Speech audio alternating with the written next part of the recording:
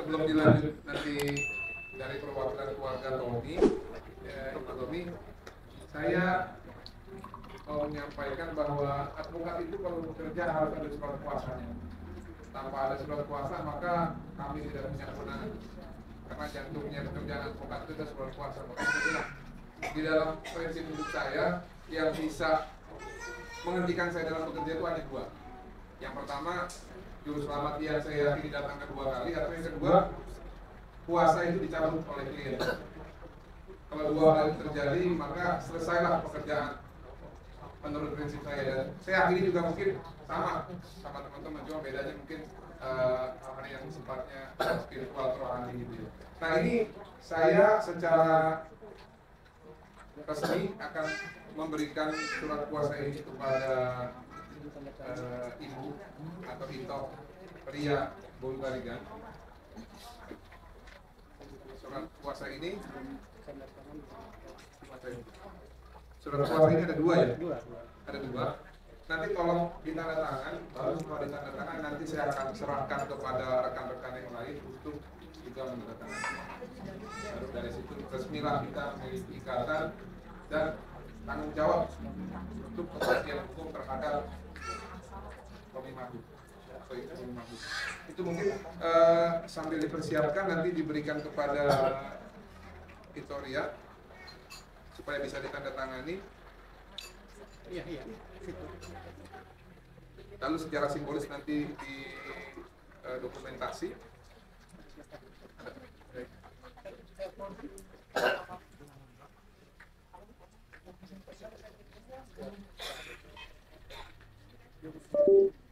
Silakan.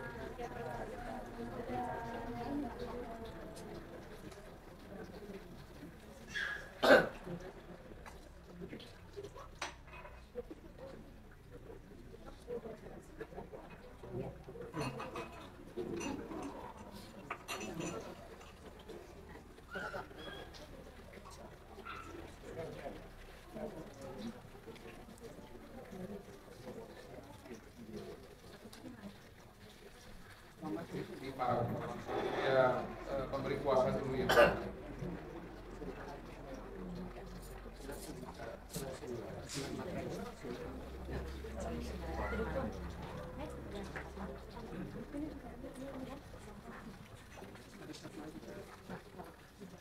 Oh sini, ya.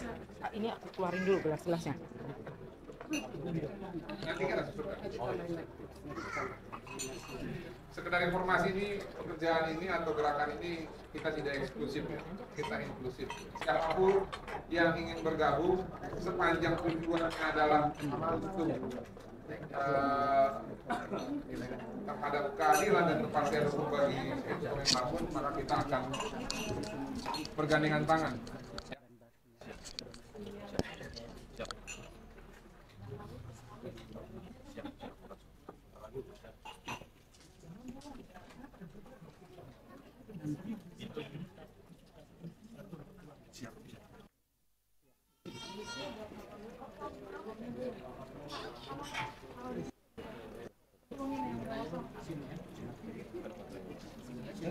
Iya, sini boleh.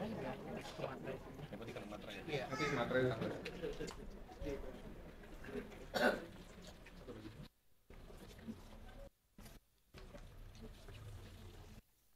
Atas materai dikasih tanggal. Di sebelah sini ditanggalin 31/05/2020. Iya. Perlu diparap? Boleh, nanti per halaman diparap juga ya. Siap.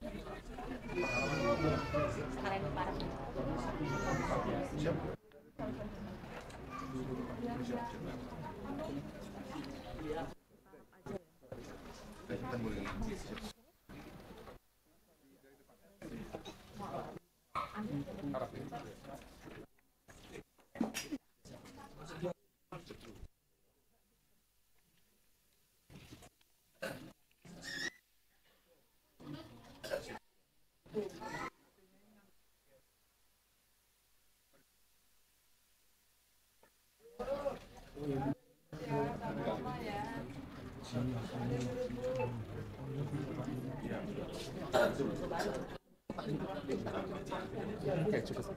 Dari keluarga siapa lagi yang nanti mau untuk memberikan hak serta para.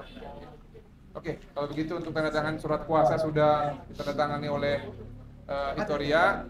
Nanti tolong Mbak Enti diedarkan ke rekan-rekan yang lain.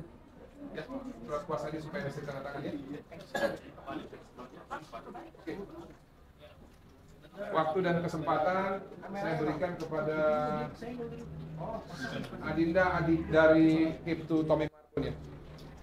Terry Markun ya.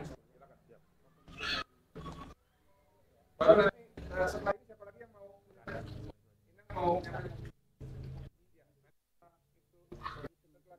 setelah Terry memberikan paparan, lalu Ina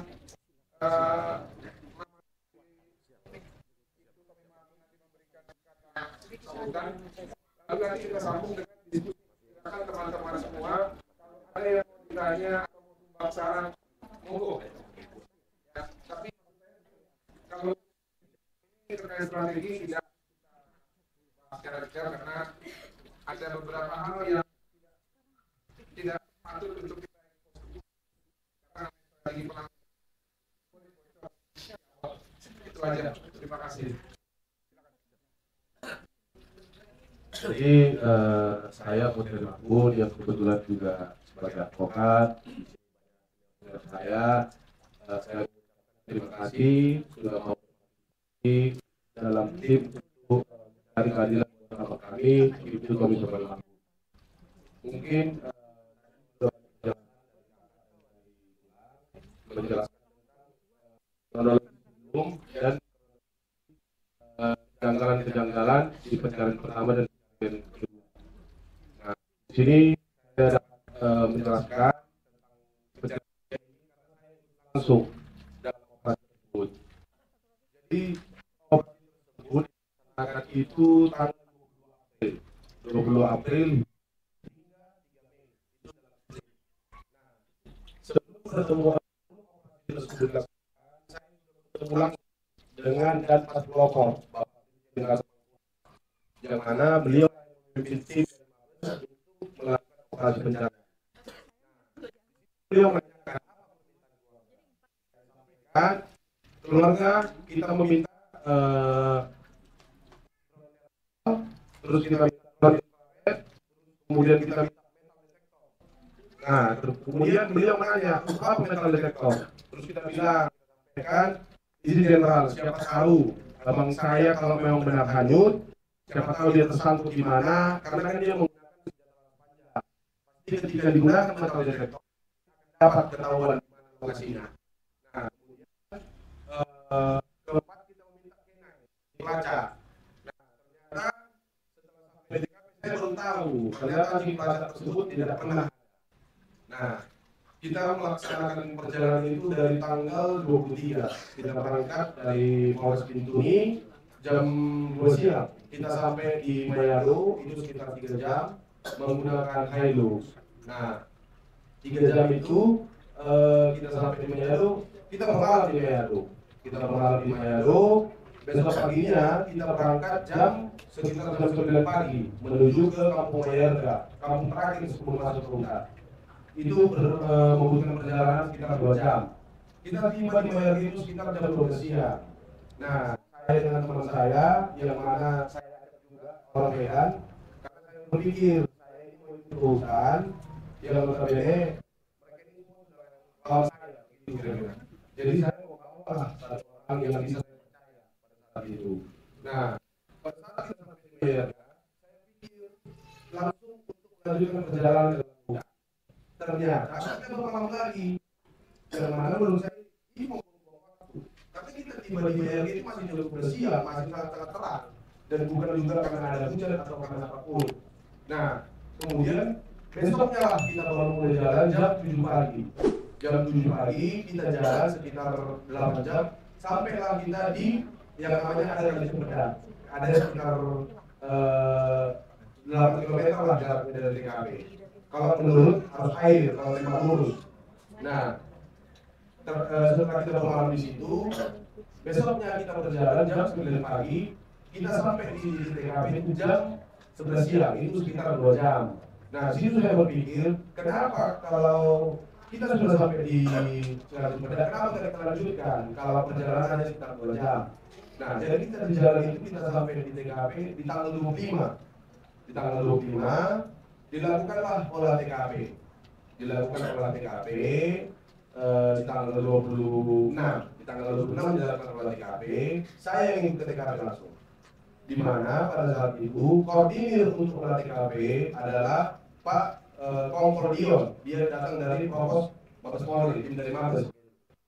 Beliau menyampaikan kepada Kapolda, izin general, ini ada perwakilan keluarga. Siapa perwakilan keluarga? Sementeri ada. Siap general. Saya bilang, saya udah nyampe nih di pas mulai ini. Siap general. Saya bilang. Menteri, kau ikut. Jangan kau cukup di Jakarta sana, ada sudut. Kau ikut olah TKP. Nanti kau minta pakai heli, kau pulang tidak ada jemput, kau pulang di Dewan Masa. Kapolda sampaikan begitu kepada saya. Oh siap general, saya bilang. Kita naik olah TKP, mereka melakukan segala kegiatan yang dilakukan oleh tim Nafis sampai pada akhirnya dari mulai abang saya menyeberang pertama kali sampai ke titik TKP abang saya dinyatakan hanyut menurut keterangan Rohan. Saya berbisik kepada kepala Nafis ini. Saya bilang, pangkatnya KBP, tapi saya lupa namanya. Iskandar atau Chandra, lupa saya lupa. Nah, saya tanya, Komandan, saya bisikan, Komandan, kenapa tidak dilakukan olah TKP di tempat abang saya dinyatakan hanyut? Karena yang menjadi pertanyaan buat keluarga saat ini adalah kita nggak pernah tahu berapa dalam sungainya, seberapa keras arusnya. Kemudian beliau menyampaikan, tidak bisa Pak, karena tidak ada perimeter di sebelah sana. Itulah yang disampaikan beliau. Karena itu yang disampaikan beliau, saya diam. Kemudian salah satu juga ada orang dari kami yang ikut, itu Fauzi namanya. Dia panggil saya. Kemudian dia panggil Kadek. Dia bilang, Teri ada yang mau sampaikan, mumpung kita semua sudah di sini di TKP katanya. Langsung orang bilang, kalau satu anak satu istri diganggu, berbunuh sudah. Terus saya diam, tapi karena mengingat situasi di sini saya hanya sendiri, saya minta maaf lah sama dia. Saya bilang, Kaks, kalau Kaks merasa Maitua dengan anak itu dapat tekanan, saya mau wakil keluarga, saya minta maaf. Karena apa yang dikatakan netizen di media itu kendali keluarga. Tidak mungkin kita mau jawab satu-satu apa yang ada di media itu, saya bilang. Baru dia bilang, saya minta maaf begini, dia tidak mau balas maaf saya. Sampai akhirnya dari Paminan ini bilang, ya sudah Bang Roland, kan dia juga sudah minta maaf begini. Akhirnya kita disuruh lah belumkan sama dia. Tapi ternyata video yang mereka upload ke media sosial mereka tidak menampilkan suara asli dari video tersebut. Mereka mengganti lagu dengan membuat caption seakan-akan saya ini sudah ikhlas. Nah, terus kemudian karena di tanggal 26 itu olah TKP yang dilakukanlah persis di depan kita tempat berbivak. Jadi sama sekali kita tidak pernah tahu seberapa dalam airnya, seberapa deras arusnya. Satu. Nah, kemudian kedua yang menjadi kejanggalan buat saya ketika TKP adalah kita ini yang ikut berjalan kaki itu 138 orang. Oke. Kemudian yang ikut olah TKP itu hanya sekitar 30 orang. Yang mana 15 orang ini dari tim Nafis yang bukan ikut jalan sama kita, tapi mereka datang menggunakan helikopter dari TKP, dari pos Mayado. Nah, jadi kita yang ikut dari tim yang 138 ini hanya sekitar 15 orang. Yang lainnya itu tidak maaf nih, yang menurut yang saya lihat mereka cuma makan, tidur. Memang ada beberapa dari anggota Brimob yang melakukan parameter pengamanan kita patrol bivak itu, tapi tidak ada yang melakukan pencarian sama sekali. Akhirnya karena saya tidak dapat info dari mereka, saya memutuskan lah ketika saya turun di tanggal 27 kita turun. Saya bertanya kepada salah seorang anggota dari Pas Pelopor yang dari Makobrimob. Saya bilang, "Dek, bagaimana sebenarnya? Apa yang terjadi di atas?" Saya bilang, "Nggak ada tanda-tanda," saya bilang. Terus dia bilang, "Bang, kita juga bingung karena jarak kita CB lokasi kita terakhir sama lokasi TKP Zona Merah itu jaraknya 8 kilo, Bang. Bagaimana? Kita ini merasa percuma itu dari Jakarta, Bang. Kalau kita hanya melakukan pencarian di zona kuning sama zona merah, zona hijau, kalau tidak ada dilakukan pencarian di zona merah, jadi kita merasa percuma, Bang. Kalau harusnya yang pertama kali dilakukan itu pencarian di zona merah, kemudian ada pencarian di zona hijau, kemudian ada pencarian di zona kuning. Nah, untuk menguatkan statement saya itu, saya jumpailah lagi salah satu anggota Brimob dari Papua Barat, yang mana dia inilah yang membuka jalan untuk tim Brimob yang dari Mabes Polri, karena mereka ini tahu jalan, tahu medan, begitulah kira-kira. Dia yang membuka jalan. Saya tanya juga, Om, bagaimana kemarin pencarian di TKP itu? Saya dengar begini-begini, bahwa saya tidak sampai ke TKP. Tapi betul, Om, kita ini jarak dari TKP itu 8 km. Jadi itu jarak terakhir kita. Jadi kita tidak pernah melakukan pencarian sama sekali di TKP. Jadi pencarian ketiga kemarin tidak ada melakukan pencarian sama sekali di TKP ataupun yang dikatakan mereka sebagai zona merah. Nah, kemudian sempat juga di TKP itu adalah salah seorang anggota yang sempat menawarkan saya untuk masuk polisi. Menawarkan saya untuk masuk polisi dengan langsung masuk perwira. Nah, saya bilang, "Bang, saya datang ke hutan ini untuk cari abang saya. Gak ada niat saya untuk masuk polisi sedikit pun. Jadi itu nggak perlu kita bahas." Saya sampaikan begitu. Kemudian setelah dari situ, saya tidak datang konferensi pers. Kemudian saya ketemu dengan Pak Bupati Bintuni. Bupati Bintuni bilang sama saya, "Bang, tadi abang itu bicara-bicara Kapolda. Tapi saya juga ada tadi di situ. Tapi saya juga bicara kamu tidak ada." Saya bilang, "Di sini Pak Bupati, saya cuma menunjukkan sikap." Saya bilang, karena memang menurut saya terlalu besar saya seorang sarjana hukum umur 27 tahun dibodoh-bodohi seperti itu. Sampai Kapolda sampaikan kepada saya, dia bilang begini sekitar 2-3 kali, saya lupa persisnya. "Kamu sampaikan kepada keluarga ya, bilang bahwasanya kamu sudah rasakan 2 hari berjalan terus disuruh berenang. Disampaikan kepada keluarga, jangan bilang lagi ini sabotase, jangan bilang lagi ini ada konspirasi, jangan bilang lagi ini ada pembunuhan." Itulah yang disampaikan Kapolda kepada saya. Karena saya cuma sendiri di situ, jadi saya ikuti aja apa ritmenya mereka. Nah, sampai akhirnya saya mainlah ke Paminal, saya diskusi dengan mereka dengan salah satu PJU lah di Paminal. Saya bilang, "Bang, kita fair-fair aja." Saya bilang, "Kalau memang abang saya mati dihanyut, tunjukkan jasadnya, oke? Tapi kalau memang abang saya dibunuh, tunjukkan siapa pelakunya. Hukum sesuai dengan peraturan yang ada di negara ini. Kita fair. Kalau memang itu terjadi, kita nggak akan cukup di luar bang. Bahkan kita nggak akan singgung untuk Polri tidak profesional, Polri tidak harus. Jadi kita tidak akan singgung dengan catatan kita sama-sama fair. Kalian terbuka, kita pun terbuka." Nah, sempat juga di salah satu dari mereka menawarkan bilang supaya adik Sim ini katanya nanti bisa masuk akpol. Baru saya bilang, "Bang, itu udah omongan yang nggak masuk di akal, Bang." Saya bilang, "Siapa mau garansi dia masuk akpol, Bang?" Dia bilang, "Abang dinas berapa tahun lagi?" Dia bilang, "Paling kencang abang dinas 10 tahun lagi." Saya bilang, "Ini anak saya ini masih umur 1 tahun." Saya bilang, 17 tahun lagi dia baru mau tes polisi dan mungkin saya tidak akan biarkan dia tes polisi. Saya bilang begitu. Nah, di situ juga saya menanyakan apa hasil dari tim pencari fakta yang sudah turun ke Bintuni. Tapi tidak ada jawaban. Jawaban beliau hanya sudah ada hasilnya, tapi Kadif Propam belum ada di tempat. Dan hasilnya ini sudah kita berikan kepada Kadif Propam. Nah, kita tunggu dari Kadif Propam melihat dulu. Setelah Kadif Propam melihat, meng-ACC, baru kita akan paparkan kepada keluarga. Begitu. Kita juga belum pernah dipanggil oleh Kompolnas yang turun ke sana. Kita juga belum pernah dipanggil Itwasum. Nah, kemudian laporan polisi yang kita buat di Mabes Polri itu didistribusikan ke Polda Papua Barat. Sementara pas kita juga membuat LP banyak sekali gejolak. Sampai harus kita ketemu dengan Wadir Pidum. Bayangkan kita mau buat LP, kita harus menghadap kepada individu. Itulah tekanan yang memang kita terima langsung di Mabes Polri kemarin. Tapi karena kakak ipar saya bilang, ini suami saya anggota Polri juga. Apa tidak boleh kita melaporkan seorang anggota Polri? Kalau anggota Polri melakukan kesalahan, kita tidak bisa laporkan. Ya itu hak kita. Kita sudah melaporkan dia ke Paminal sebagai ketidakprofesionalan dia. Kita sudah berhak untuk melaporkan dia atas tindak pidana yang dugaan kita dilakukan oleh mantan Kapolres, begitu.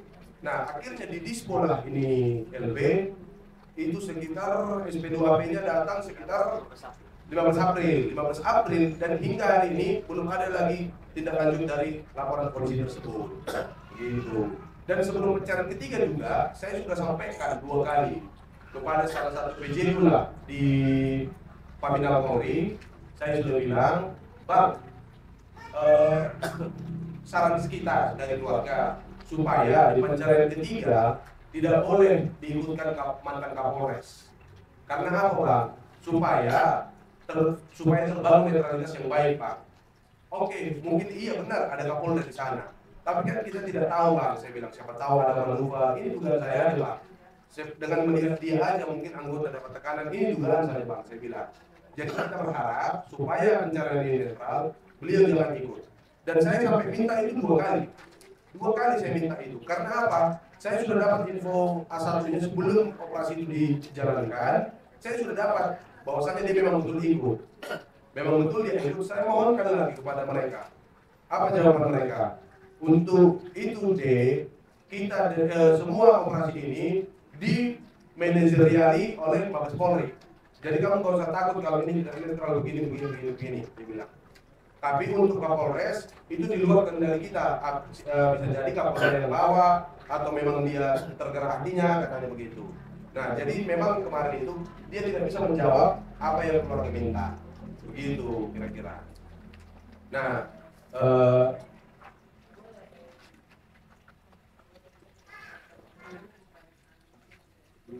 mungkin kan tadi saya sudah jelaskan sedikit, ada tulang juga sama kakak ipar. Untuk lebih detailnya, saya sudah buat kronologi runutnya dari tanggal kejadian sampai operasi ketiga kemarin. Mungkin rekan-rekan senior semua nanti bisa mendapat soft file-nya atau kopinya, nanti akan saya serahkan kepada tim. Begitu mungkin kira-kira. Karena di situ sudah sangat rinci saya buat. Begitu kira-kira. Saya ucapkan terima kasih buat teman-teman semua, rekan sejawat, senior yang sudah mau partisipasi. Terima kasih juga buat Inang Ilma Barat yang sudah memberikan tempat untuk kita berkumpul di sini. Terima kasih. Saya sedikit aja mau saya sampaikan tentang rasa kecewa saya. Pertama-tama kita panjatkan puji syukur kepada Tuhan atas kelihatannya hingga kita dapat berkumpul di sini bersama Bapak Ibu yang ikut berbagian dalam apa yang kami laksanakan sekarang ini. Terima kasih semuanya. Biar akhir juga buat amal yang 5 juta yang sudah juga jumpa kita di Sorong dan 2 bulan yang lalu kita jumpa amal ya. Itulah jalan Tuhan, kita tidak tahu amal ya. Kita terima kasih juga buat amal hadir di tempat ini. Ya, amal terima kasih juga buat Inang Ilma yang menerima tempat di rumah ini ya. Terima kasih ya. Semoga Tuhan memberikan berkat juga buat Inang sehat. Itu nanti dalam apa yang kami alami ini. Terima kasih ya. Jadi saya hanya sedikit ya, cuma saya rasa saya kecewa. Setelah kejadian, saya WA Kapolres karena dibilang tidak ada sinyal. Nah, saya WA tidak dijawab. Nah, besoknya telepon saya. Ina percaya sama saya, percayakan sama saya. Saya tidak mungkin biarkan adik saya itu begitu saja. Saya akan upayakan untuk pencariannya.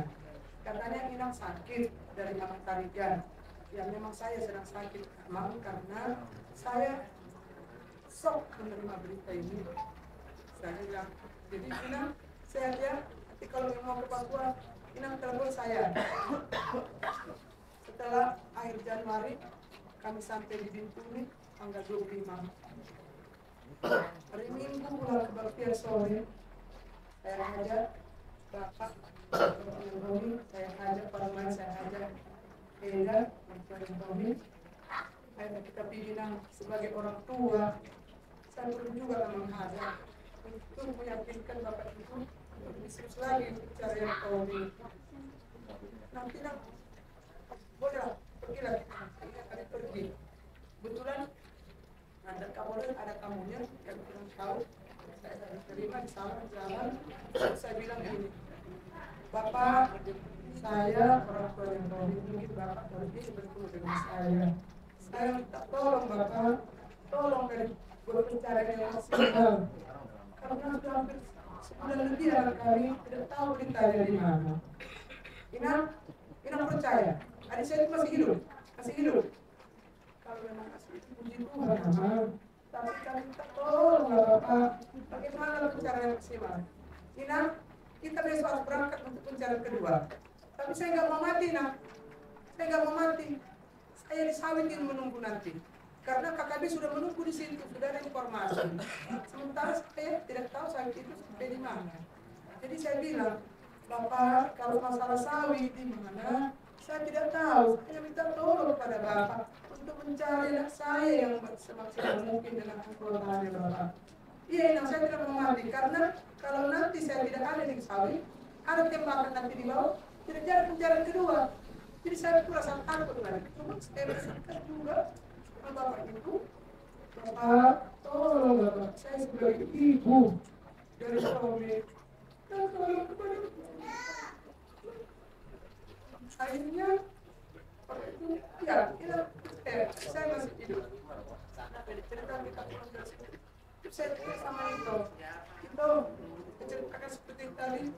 Wah, dia bodoh-bodoh itu tipu-tipu itu karena sekali itu jauh lagi ke tempat TKP tidak ada itu. Ternyata pergi kami ke ada Sungai Lawara namanya. Memang tidak ada hubungannya dengan apa TKP itu karena sekali itu jauh sekali.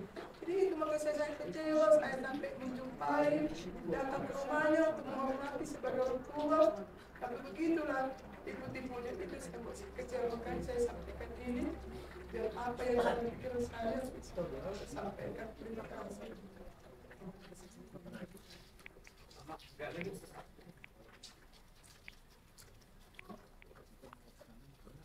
Dari keluarga ada lagi yang mau menyampaikan patah dua patah kata-kata? Cukup ya? Udah.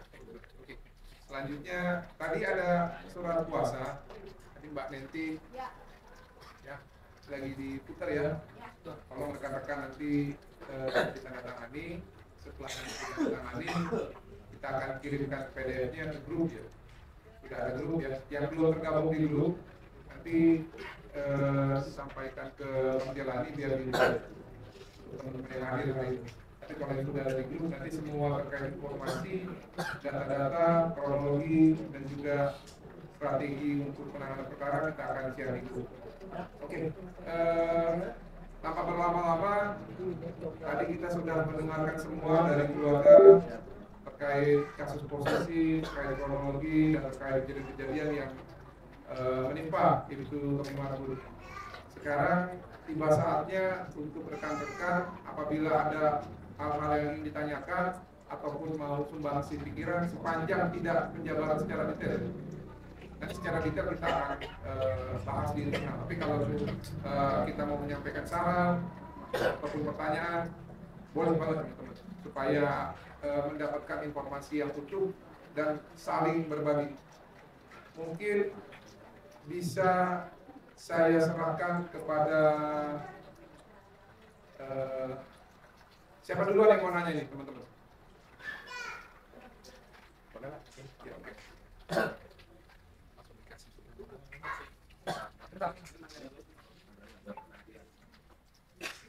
Assalamualaikum warahmatullahi wabarakatuh. Perkenalkan, saya adalah kebetulan dulu di salah satu relawan LPD.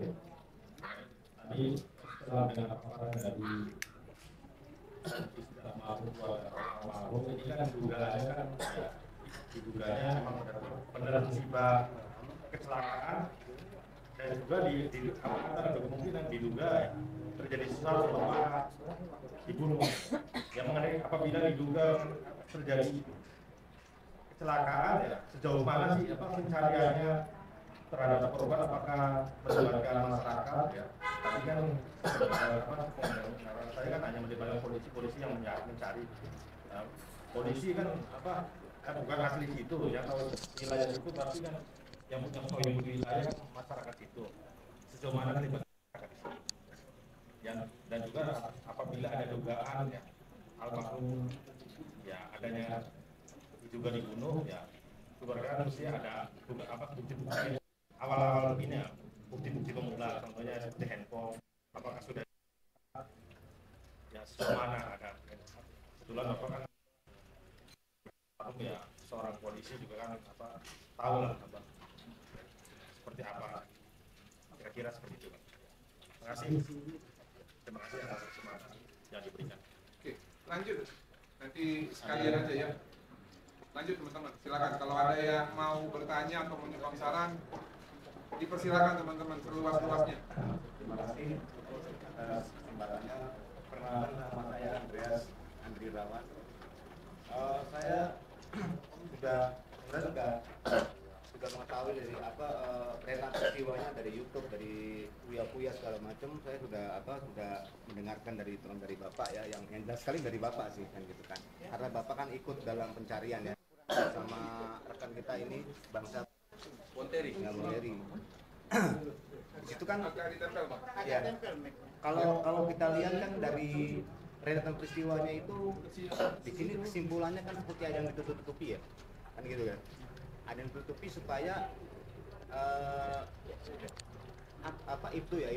Tommy Marbun ini tidak ditemukan lah, kadang gitu kan.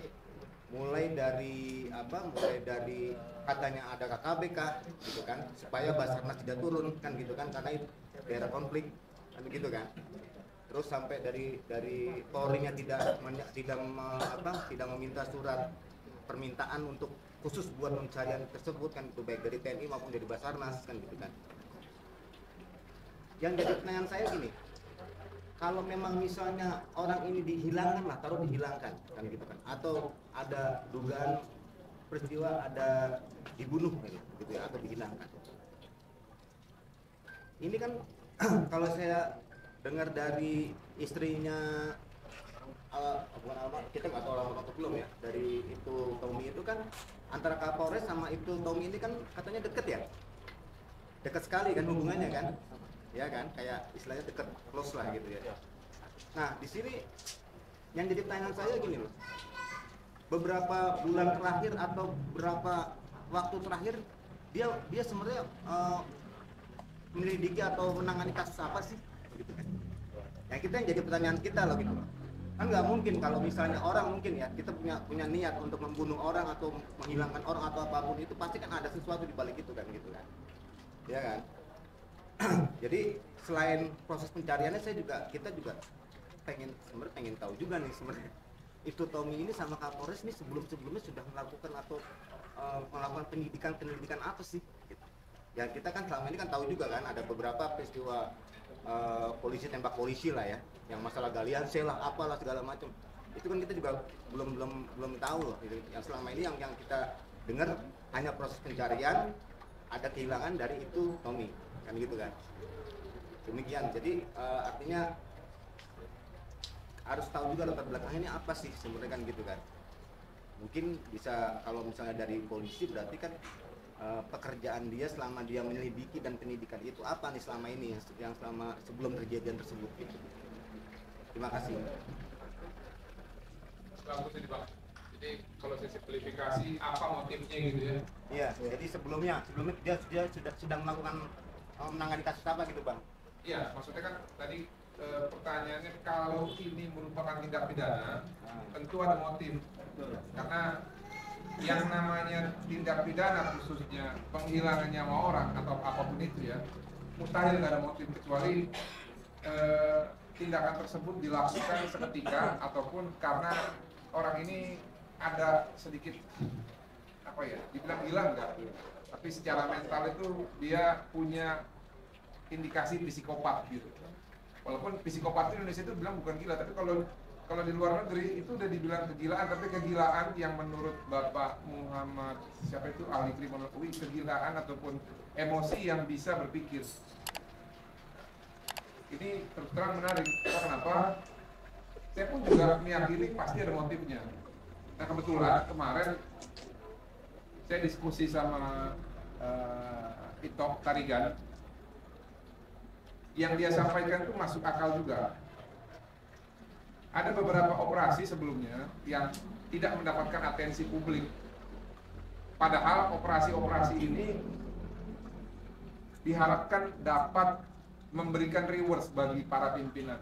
Kira-kira clue-nya itu Bang, nanti kita bahas lah secara detail ya di kesempatan yang lain, supaya setidak-tidaknya motif ini bisa kita klasifikasi nanti ke arah yang mana. Karena kalau untuk menentukan motif, kalau menurut teori saya, pertama kita harus tahu latar belakang. Yang kedua, bukti permulaannya apa terhadap silogisme dari latar belakang dan bukti yang ada pada kita.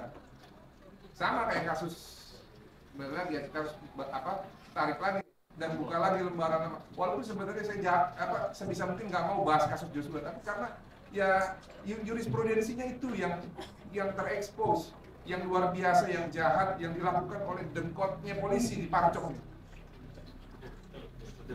Mau dibilang oknum yang diperiksa ratusan. Tapi ya sudah, kalau kata abang saya ini Q sera-sera, tapi tetap dalam mempelajari sesuatu ya, ada baiknya juga kita melihat apa yang sudah terjadi. Sama kayak orang Amerika, ketika mereka menang perang dunia kedua, itu banyak masterpiece, serangan-serangan yang mereka dokumentasikan sampai sekarang digunakan di West Point untuk belajar berperang yang efektif. Sama, ini kasus itu juga Parcok ataupun polisi nggak boleh alergi. Kalau kita tarik lagi ke belakang, karena ini demi kebaikan mereka, demi kebaikan akpol-akpol yang lain, supaya nanti kalau ditugaskan, jangan sampai seperti itu Tommy Marbun yang tidak diberikan kepastian. Saya pikir itu nanti kita akan bahas lagi. Tadi pertanyaannya Kang Sobari kurang lebih apa-apa aja ya penyelidikan ya. Lalu tadi enggak, bukan. Kalau Bang Andres tadi kan udah saya jawab tuh. Nah, maksudnya ada sisa satu pertanyaan lagi tadi Kang Sobari yang belum terjawab. Nanti yang jawab nanti mungkin Amang Tarigan. Nah tapi kalau untuk oh sorry. Nah, belum Bang. Siap. Tiga saja saya akan ngomong nih. Iya. Iya Bang Endang, Kang Endang nanti ya yang jawab Amang Tarigan. Ada lagi pertanyaan dari Nah, baru Sobari. Ini baru Bang Sobari nih. Ini baru Bar. Tadi Bang Endang, ini baru Bang Sobari. Iya. Sorry maaf ya. Ada lagi rekan-rekan yang ingin bertanya? Tes. Itu di pojok saya tuh ada. Ya, terima kasih. Assalamualaikum warahmatullahi wabarakatuh. Selamat malam semuanya kepada pelajar rekan semua yang saya hormati. Saya ingin menganalisis bahwa kepada Soebul Hajat ya tentunya.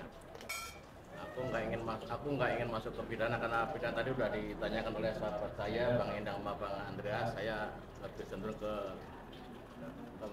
mungkin kejadian yang secara alami gitu ya. Kalau memang itu kok pertanyaan begini, kalau tadi dari penjelasan Bapak mertuanya tadi bahwa Bang Ibtu ini kan posisinya sebenarnya selutut tadi ya, kemudian jatuh kan dia, jatuh tapi kemudian dia hilang gitu aja kan. Pertanyaan saya, apakah di sana itu mungkin apakah ada binatang-binatang buas misalkan kayak buaya gitu ya.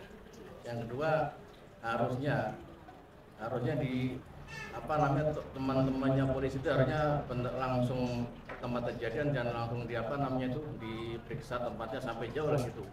Sedangkan kesannya itu menurut saya itu temennya itu nggak kawan-kawannya itu nggak solidar gitu loh, membiarkan rekan Opto ini itu Marbun ini hilang begitu aja gitu loh.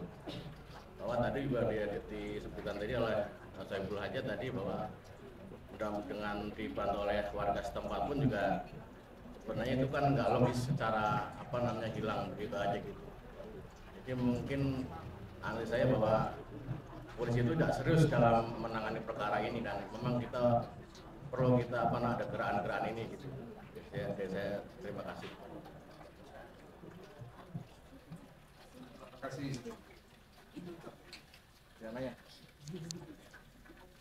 Yang di pojok kanan itu ada Bung Christian Latementen.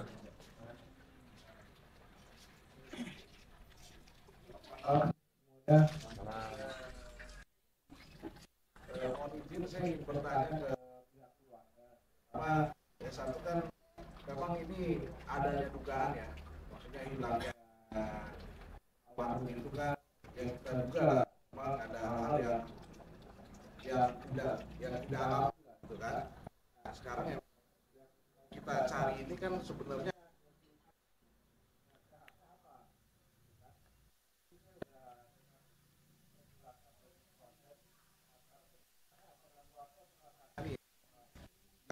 di Polres atau dari Polda. Nah ini kan almarhum bukan ini almarhum kalau misalnya dia kasat di kriminal umum gitu kan. Nah kenapa dia bisa ditugaskan itu orang itu gitu kan? Karena kan sebenarnya dalam pendidikan itu kan sudah ada manajemennya. Harusnya lapangan itu kan BRIMOB lah. Kalau memang tugas khusus nih terkait rumornya adalah KKB kan. Nah ini kan ternyata faktanya bukan KKB gitu kan. Nah pihak keluarga sudah pernah dalami belum gitu kan, atau pernah bertanya atau ke settingnya di sana almarhum atau anggota-anggotanya gitu. Kenapa dia bisa ditugaskan ini kasat yang misalnya tupoksi dari divisinya itu adalah kriminal umum gitu kan. Itu Pak, mohon izin yang karena ini kita mencari kebenaran betul-betul kebenaran gitu kan. Nah selama keluarga melakukan proses itu dan apel lain kan, ada nggak alat bukti atau alat lain lah yang bisa kami bukti pidana kita hierarkinya Pak kan. Maksudnya kalau memang dari saya Silakan Ahmad, tapi mungkin sebelum dijawab nanti saya ingatkan terkait nama identitas tidak usah disebut. Kita sebut nanti dalam forum tertutup. Karena saya nggak tahu nih, mungkin ada yang lagi live atau segala macam. Kan kita harus lindungi, kita sakit punya juga kan. Dan memang ada saksinya, Chris. Oh ada. Nanti biar jelaskan, tapi jangan disebut nama. Ya, apa aja bisa. Silakan. Jadi ini Pak, saya menjelaskan pertanyaan Bang tadi. Kan tadi aku bilang apa dasar kok bisa nih Kasat Reskrim yang memimpin operasi dan DPO KKB kan begitu. Jadi sebenarnya si korban ini dia bukan DPO, bukan KKB, bukan KKB. Sebenarnya dia ini hanya masyarakat biasa yang mana kalau di Papua itu apabila tanah kita dipakai negara, maka negara wajib membayar hak wilayah namanya. Nah, ternyata tanah dia dipakailah untuk pembangunan jalan Trans Papua. Oke. Nah, setelah tanahnya ini dipakai, ya dia menuntut dong untuk hak wilayahnya. Nah, ternyata pemerintah daerah sudah memberikan hak wilayah itu kepada kontraktor, dan kemudian kontraktor sudah memberikan kepada kepala kampung. Tetapi kepala kampung tidak memberikan hak wilayah tersebut kepada beberapa kepala keluarga. Begitu kira-kira. Itulah yang membuat memicu mereka untuk arogan begitu. Jadi ketika proses pengerjaan itu sudah di tahap di kampung mereka bunuhlah 4 pekerja jalan trans. Setelah mereka bunuh 4 pekerja jalan trans, mereka ada beberapa pelaku, sekitar 4-5 orang, melarikan dirilah mereka ini semua ke hutan. Itulah yang menyebabkan kenapa mereka sampai tinggal di hutan. Nah, 3 dari 4 mereka ini sudah berhasil digalang, begitulah kira-kira. Sudah berhasil digalang, sehingga mau kembali ke kota menyerahkan diri, begitulah kira-kira. Hanya beliau inilah, DPO yang meninggal inilah yang tidak mau menyerahkan diri. Tapi dia sudah berjanji untuk menyerahkan diri di bulan 2. Langsung itu saya lihat, karena pada saat sebelum kejadian saya ada di Bintuni di bulan 12 awal. Tanggal 3-14 Desember saya pulang ke Jakarta. Nah, Di situ dia sampaikan kepada abang saya ini, Komandan, terima kasih sudah perhatikan kita masyarakat. Saya janji saya akan turun di bulan 2. Kenapa saya tidak turun di bulan 12? Karena saya mau Natal sama tahun baru sama anak istri dulu. Itulah yang dia sampaikan. Makanya saya juga kaget kenapa bisa ada operasi ini tiba-tiba. Padahal Bang Tommy ini sudah ada rencana mau bawa anaknya buat dibaptis di Siantar tanggal 25 Desember. Begitulah kira-kira. Makanya kita juga kaget kenapa tiba-tiba ada operasi ini. Dan kemudian untuk masalah saksi yang tadi abang tanya, ada saksi sebenarnya, saksi fakta, yang mana nanti bisa kita minta keterangan, yang mana juga dia sudah maulah mendekatkan diri dengan kita, tapi nggak mungkin kita sebutkan namanya supaya menjaga lah hal-hal yang tidak kita inginkan terjadi. Mungkin begitu kira-kira Pak yang dapat saya sampaikan. Oke. Jadi nanti kita lanjut lagi di forum tertutup. Namun memang dari hasil interview saya dengan keluarga, setidaknya ada beberapa kejanggalan teman-teman. Yang pertama, kejanggalannya adalah dua versi terkait hilangnya Ibtu Tommy Marbun. Versi pertama jatuh dari speedboat. Versi kedua tadi hanyut di bibir pantai sungai. Yang mana hanyutnya itu tanpa sebab akibat menurut saksi ya, dalam hari ini Roland. Ya. Ya ini fakta, harus disampaikan, bukan berarti kita menyudutkan dia. Dan saya tidak perlu minta maaf. Buat apa minta maaf? Orang fakta kok. Karena ini fakta, makanya kita butuh petugas kepolisian untuk memperjelas terkait keterangan dari Roland ini ataupun dari keterangan yang disampaikan kepada istri almarhum istri Ibtu Tommy Marbun, di mana jatuh dari speedboat tanpa alasan yang jelas gitu ya. Nah, dari dua versi ini juga kita tidak tahu versi resmi yang dipakai kepolisian yang mana. Nah, sudah dilakukan pencarian ketiga, sudah dirilis juga, tapi data resminya ini yang nanti kita akan minta pertanggungjawaban melalui forum-forum resmi. Ada forum di kepolisian, ya, melalui nanti ada lain instrumennya itu. Lalu yang kedua, kita punya wakil rakyat. Wakil rakyat ini kan harus merepresentasikan rakyat. Maka nanti kita akan minta juga, kalau misalkan kepolisian tidak mau menjelaskan kepada keluarga ataupun kita sebagai kuasa hukum, maka nanti kita akan minta wakil rakyat kita yang memanggil mitranya, dalam hal ini kepolisian, untuk meminta penjelasan, untuk meminta kepastian terkait versi yang sebenarnya, agar tidak ada kesimpang siuran. Karena begini teman-teman, ini sedikit fakta yang saya share, bahwa sempat terjadi suara tembakan sebanyak 3 kali. Nah ini tempusnya ini simpang siur, ada yang bilang jam 9.30, ada yang bilang jam 10. Nah yang jadi pertanyaan ini nanti adalah, apakah suara tembakan ini ada hubungannya dengan hanyutnya Ibtu Tommy Marbun? Kalau ada hubungannya, seperti apa?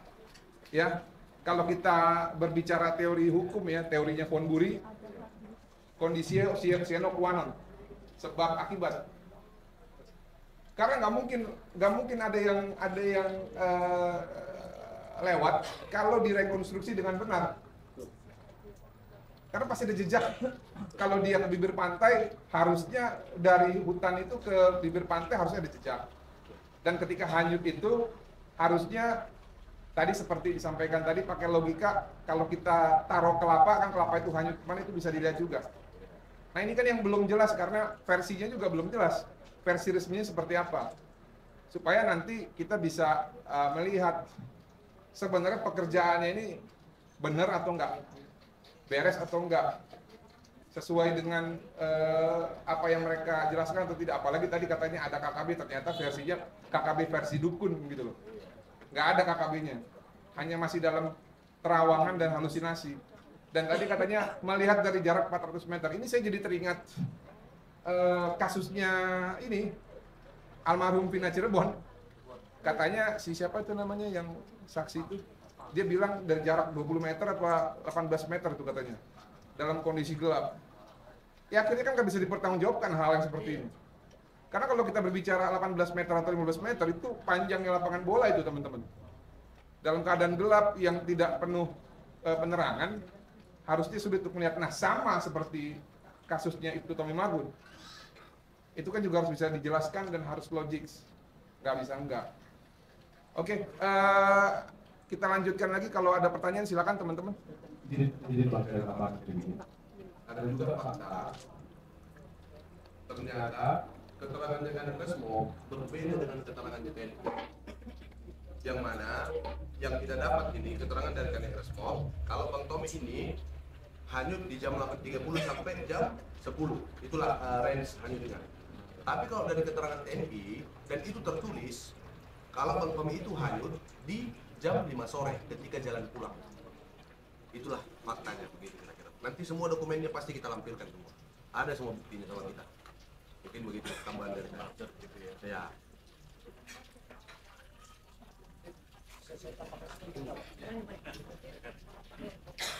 Terima kasih. Mungkin saya Bapak tadi yang menjadi pertanyaan bagi keluarga, kenapa anak ini dari mana Kapolres seolah-olah ini menghembuskan bahwa di sana zona merah banyak aktif sehingga masyarakat tidak berani ke sana. Itu satu. Yang kedua, kenapa mereka ini mulai dari Kapolres tidak mau melakukan pencarian di sekitar TKP dan ke darat.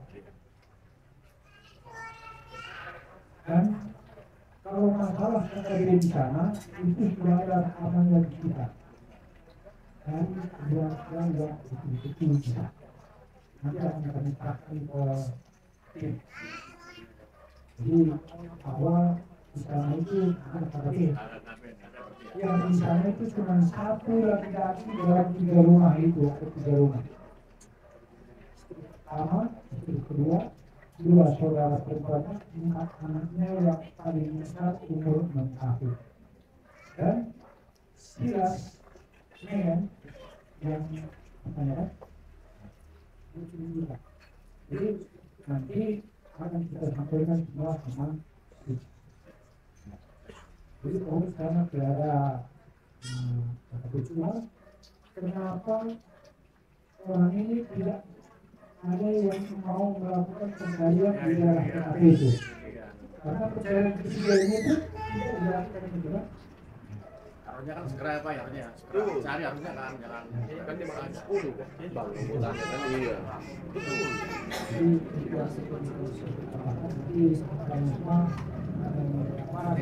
Dituntut tuh para teman-temannya juga tuh, dituntut tuh teman-temannya tuh, karena apa namanya tanggung jawabnya nggak ada. Ya, Bu Tumi ada mau sampaikan? Ya Bang, saya mau dari tadi saya mendengarkan, saya mencerna. Jadi gini Bang, kalau yang saya dengar ini kan benar-benar kenapa sih selalu berputar-putar nggak mau masuk ke daerah TKP. Lalu tadi ada terdengarlah terakhir ya bahwa itu isunya kan KKB, ternyata kan bukan. Itu ada permasalahan tentang proyek. Nah, artinya di sini kan udah mulai mengkerucut kan. Nah, tinggal bagaimana kita ini tim meramu. Jadi apa yang kurang, apa yang belum lengkap, tinggal kita kayak pasal aja gitu kan. Kita pasang, oh baru ketemu titiknya ternyata di sini seperti itu. Itu sih Bang. Jadi pertanyaan saya, kenapa sih selalu tidak mau di daerah lokasi gitu kan, waktu tenggelamnya Ibtu Margo gitu. Ada apa? Itu kan pertanyaannya kan. Hanya itu sih Bang yang pengen saya menginginkan informasi ini lengkap ya, karena kan katanya ada video-video juga supaya kami ini juga melihat lokasi itu seperti apa sih gitu loh, supaya bayangan kami itu seolah-olah kita di sana gitu, biar lengkap. Benar. Ya. Ada. Terima kasih. Ya. Itu aja. Terima kasih. Rekan-rekan lain yang ingin bertanya atau menyampaikan pendapat silakan. Bermantar nggak? Barangkali ada nyangkut-nyangkutnya kan udah bagus tuh. Halo, selamat malam. Assalamualaikum warahmatullahi wabarakatuh. Waalaikumsalam. Saya ingin mengucapkan kepada keluarga atas duka-duka seluruh saya atas baik saya bahwa apa ya, sesuatu yang tadi diceritakan oleh Pak Sobat kepada adanya keluarga ini banyak sekali apa ya versi cerita baik dari TNI maupun dari kepolisian yang itu menimbulkan semuanya masyarakat. Saya mengira bahwa pasti ada unsur kesengajaan. Nanti teknisnya mungkin saya ada siapa yang harus kita hadirkan bersama terkait membuka kali ini. Tapi saya bukan ada harapan besar sepintar-pintar menjempunjikan bangkai pasti akan terungkap. Kuat-kuatnya di sini pun bisa terungkap. Saya namanya punya harapan besar juga kepada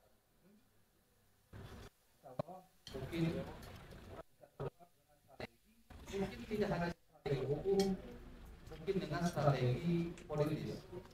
Artinya ya nanti kita bagaimana melakukan timnya, bagaimana baiknya kita targetkan dulu supaya lebih runtuh sehingga siapa yang kita inginkan akan dicerita juga. Targetnya kalau dicerita nggak apa-apa. Saya buat sendiri rugi juga lebih baik saya bicara. Kira-kira mungkin dari saya seperti itu. Assalamualaikum warahmatullahi wabarakatuh. Teman-teman, silakan. Silakan. Sambil menunggu teman-teman yang lain, kembali saya sampaikan bahwa perkumpulan ini atau kita semua sifatnya tidak eksklusif, inklusif, terbuka, dan tidak terbatas pada upaya-upaya hukum.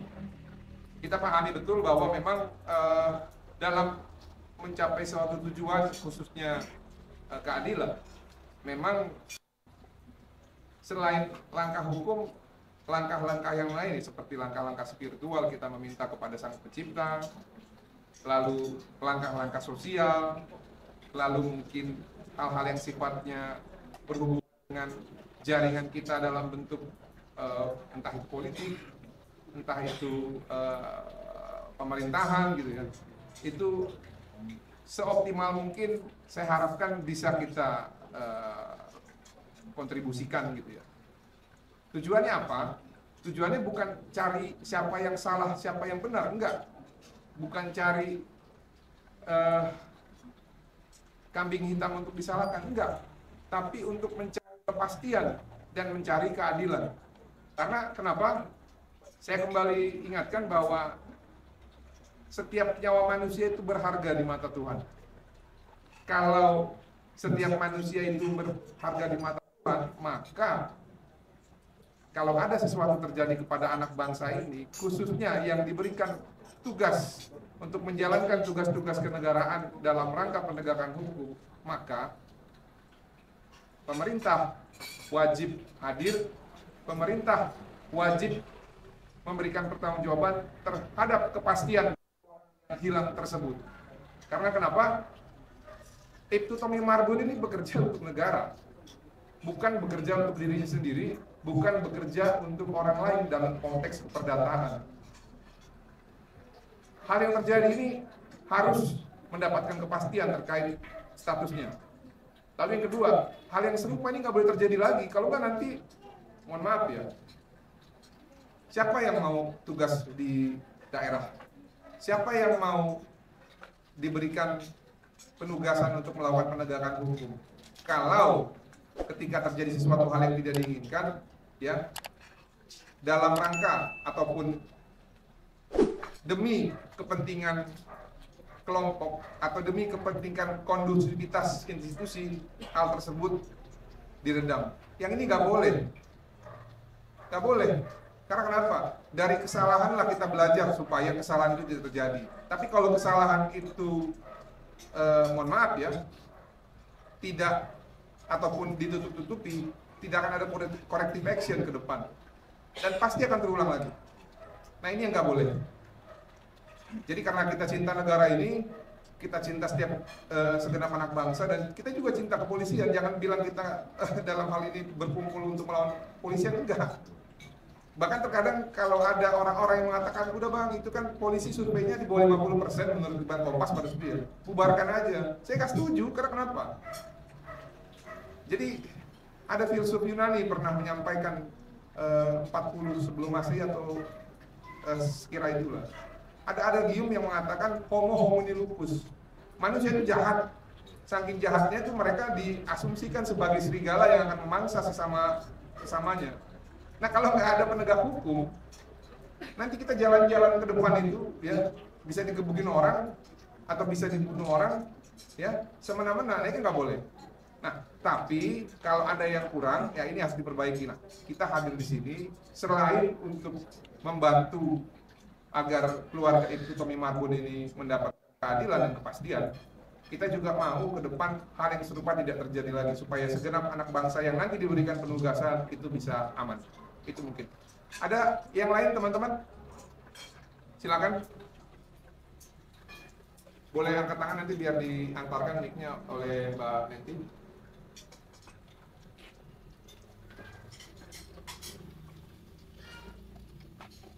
Atau keluarga mungkin ingin menyampaikan lagi, menanggapi apa yang disampaikan teman-teman tadi.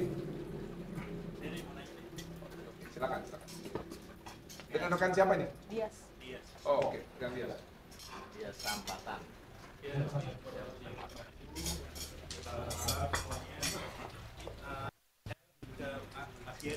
Dari. Oh, nama dia Sandaran. Mas Dery, selama Mas Dery di sana, Abang Tommy itu di seperti level, mungkin bisa untuk membantu mencari bukti tambahan seperti sosial medianya begitu, yang lain-lain itu ada nggak untuk didapatkan dari Mas Dery, dan barang-barang inilah sebelumnya gitu yang tertinggal di sana. Oke, cukup, terima kasih. Terima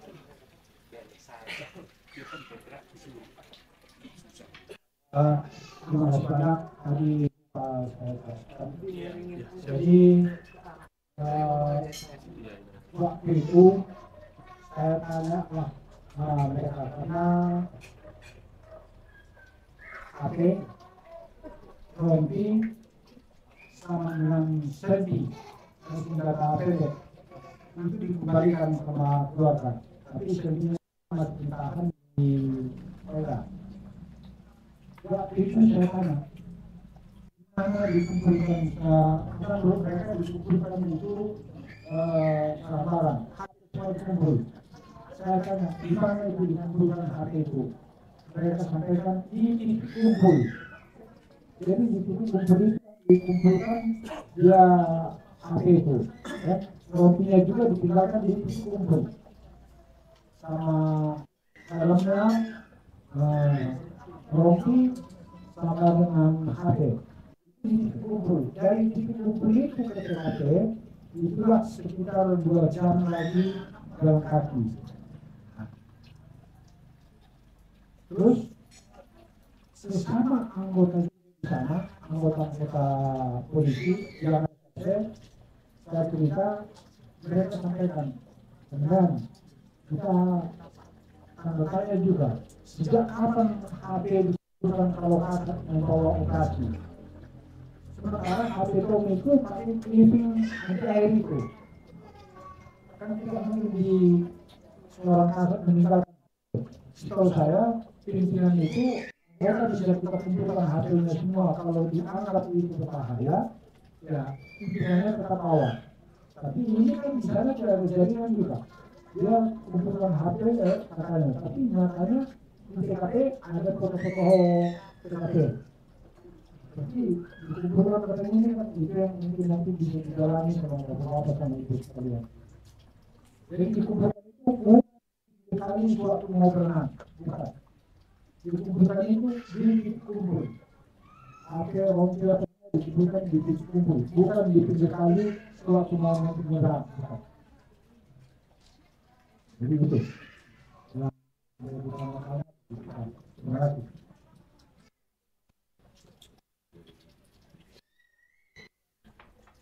Ada lagi teman-teman? Silakan. Di pojok itu Steven depan juga.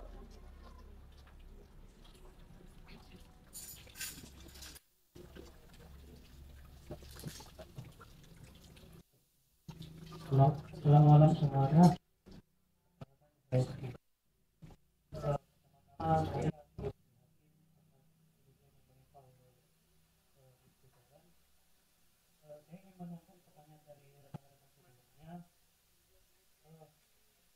Ini kan dalam kronologi melakukan operasi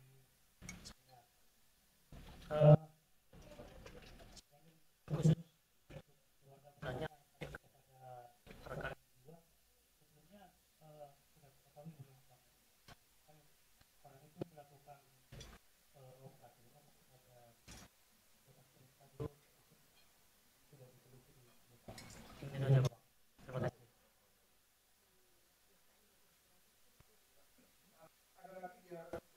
Dijawab.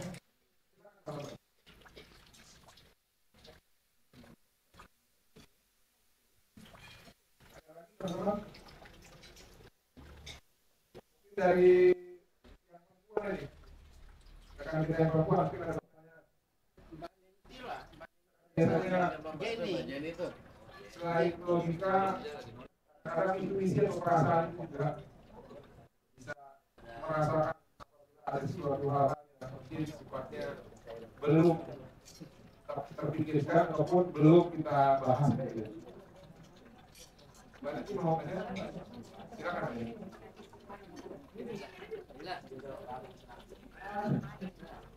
Mungkin agak mundur ke belakang saya mau sebelum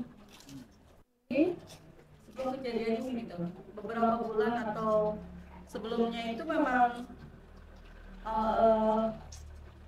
korban ini dia ada tugas yang berat atau yang mencurigakan atau gimana gitu, apa biasa aja, nggak ada tekanan atau nggak ada intimidasi atau apapun lah dari kantor.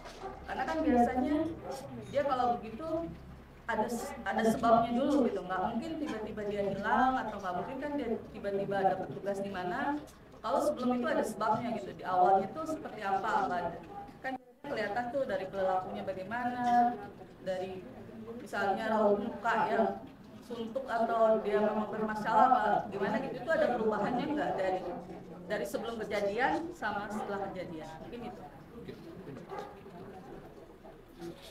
Nanti bisa dijawab dulu sama rekan Terry ya. Habis itu mungkin dari keluarga atau istrinya itu Tommy Marbun yang untuk menjawab pertanyaannya Mbak Nenti.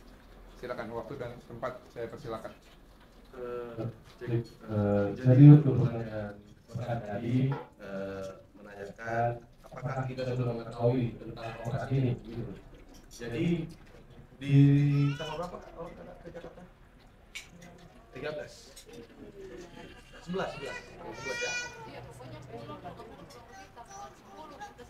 Jadi sebelumnya kakak dengan abang saya, Bang Tommy ini diajak Kapolres lah untuk ke Semarang, yang mana di Semarang pada saat itu ada kegiatan PAMA sampai ke atas begitu.